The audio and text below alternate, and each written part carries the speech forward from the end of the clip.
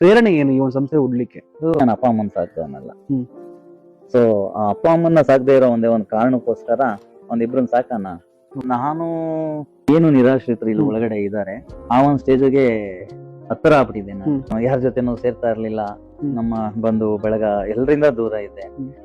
ರಸ್ತೆ ಬದಿನಲ್ಲಿ ನೋಡ್ತಾ ಇದ್ದೆ. ಅದು ನನ್ನ ದೌರ್ಭಾಗ್ಯ ಅನ್ಕೊಳ್ತೀನಿ. ನನಗ ಒಂದು ಭಾಗ್ಯ ಸಿಗ್ಲಿಲ್ಲ. ಇವಾಗ ಅಂತವ್ರೆಲ್ಲ ಇದ್ದಾರೆ, ನನ್ಗೆ ಹೊಡೆದವರು ಉಗಿದವರು ಪ್ರತಿ ನನಗೆ ಅವಮಾನಿಸ್ತವ್ರು ಒಳಗಡೆ ಇದ್ದಾರೆ. ಸೇವೆ ಅಂದ್ರೇನು? 10 ರೂಪಾಯಿ ಕೊಟ್ಬಿಟ್ಟು ಯಾಕೆ ಅವ್ರನ್ನ ಭಿಕ್ಷಕ ಅಂತ ಹೇಳ್ಬೇಕು. ಪೊಲೀಸ್ ಲೆಟ್ರಿಂದಾನೇ ಕರ್ಕೊಂಡ್ ಬಂದಿರ್ತೀನಿ. ತೀರ್ಕೊಳ್ತಾರೆ. ತೀರ್ಕೊಂಡಾಗ ಅವ್ರಿಗೆ ಕಾಲ್ ಮಾಡ್ತೀನಿ, ಏನ್ ಮಾಡ್ಬೇಕು ಈ ಪ್ರೋಸೆಸ್. ಒಂದ್ 10 ನಿಮಿಷ ಬರ್ತಾರೆ, ನಾನು ಮಾಡ್ತೀನಿ. ಫೋನೇ ತೆಗಿಯಲ್ಲ. ಇವತ್ತು ಅವರು ಫೋನ್ ತೆಗಿದೇ ಇರೋದು ಒಂದು ನನಗೆ ಪಾಠ ಕಲ್ಸಿದ್ದು, ಯಾರ ಹತ್ರ ಸಹಾಯನ ಕೇಳಬಾರ್ದು.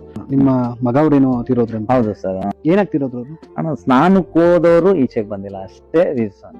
ಫ್ಯಾಮಿಲಿನಲ್ಲಿ ನಿಮ್ಗೆ ಈ ಒಂದು ಕೆಲಸಕ್ಕೆ ಹೇಗೆ ಸಪೋರ್ಟಿವ್ ಆಗಿ ಇಲ್ಲ, ನನ್ನ ಹೆಂಡತಿ ಮಕ್ಕಳೇ ನನಗೆ ಸಪೋರ್ಟಿವ್ ಆಗಿ ನಿಲ್ಲಿಲ್ಲ. ಅದೇ ಒಂದು ಶಕ್ತಿ.